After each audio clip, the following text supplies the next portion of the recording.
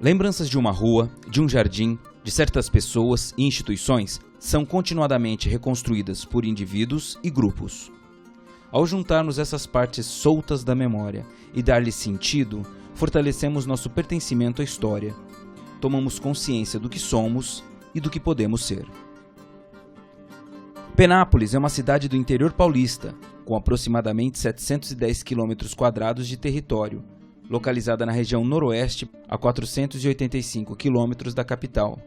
Possui hoje, segundo estimativa do IBGE, 58.613 habitantes. A chegada da Companhia Estrada de Ferro Noroeste do Brasil, em 1907, ligando Bauru a Corumbá, trouxe prosperidade econômica à região.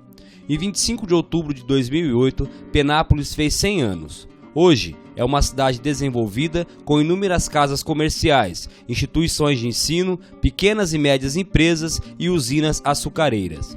Mas, no início, a cidade não era assim.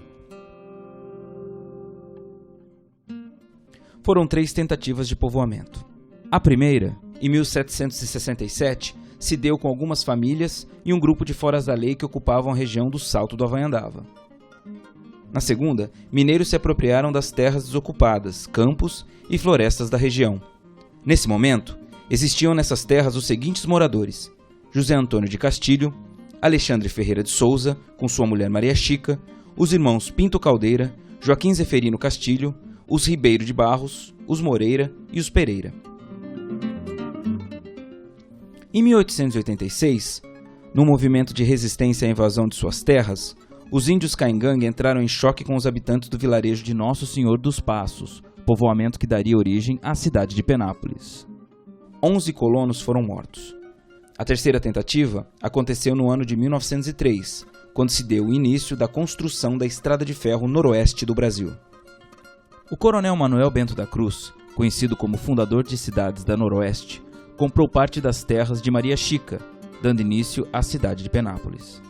A missa de fundação da cidade, celebrada pelos capuchinhos, aconteceu efetivamente no dia 25 de outubro de 1908.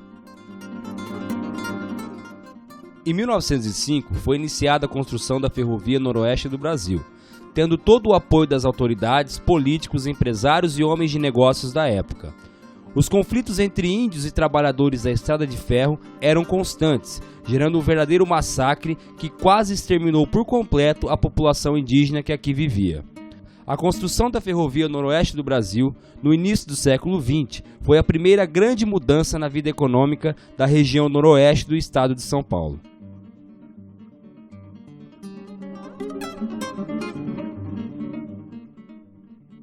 Com a ferrovia construída, o quase extermínio dos índios e seu confinamento, em 1914, na reserva indígena Icatu, no município de Braúna, as condições para o início do povoamento da região estavam bem mais favoráveis para os colonos, e assim começaram a chegar grupos de pessoas vindos de diversos países e de várias regiões do país e do próprio estado de São Paulo. Vieram para cá italianos, espanhóis, árabes, portugueses, alemães, japoneses, entre outros. As terras do nosso município e de toda a região noroeste ficaram muito conhecidas pela sua qualidade para o plantio de café, devido à alta produtividade alcançada.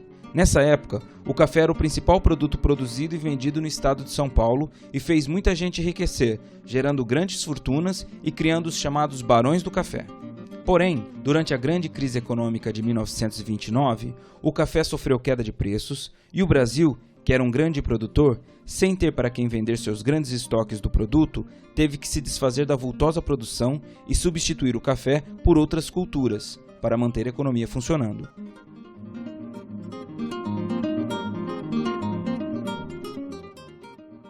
A região noroeste só sentiria os abalos da crise econômica de 1929 10 anos depois, em meados de 1940. Nesse período, a maior parte do estado de São Paulo já estava produzindo outras culturas, como o algodão, o amendoim, o milho e a criação de gado. Aqui, o café foi substituído pela criação de gado leiteiro e de corte. Começavam também os primeiros plantios de cana-de-açúcar, que se tornaria o principal produto de nossa economia até os dias atuais.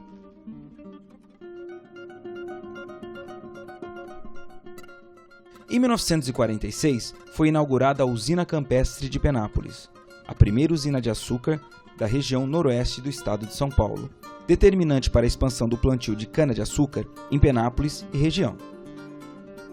Apesar de reconhecermos que Penápolis hoje, após completar seu centenário, é uma cidade muito maior, melhor e mais dinâmica que aquela que surgiu em 1908, possuindo uma boa quantidade de indústrias pequenas e médias, um bom setor comercial e uma grande quantidade de profissionais liberais, não podemos negar que a cana-de-açúcar ainda é e continuará sendo, por um bom tempo, a principal força da nossa economia local, especialmente agora que o etanol por nós produzido é exemplo para o resto do mundo, por ser uma energia renovável e menos poluente. Penápolis ainda está em um importante entroncamento de rodovias do interior, a rodovia Marechal Rondon, a rodovia Assis-Chateaubriand e a BR-153, uma localização estratégica para escoar sua produção industrial. A Princesa da Noroeste é uma típica cidade do interior, cujas particularidades a fazem diferente de qualquer lugar do mundo. A sua herança cultural, com seus museus, a qualidade de vida, o ar puro, são alguns fatores que fazem de Penápolis uma cidade inesquecível e cativante. Como diz o velho ditado, quem bebe das águas de Maria Chica sempre retorna.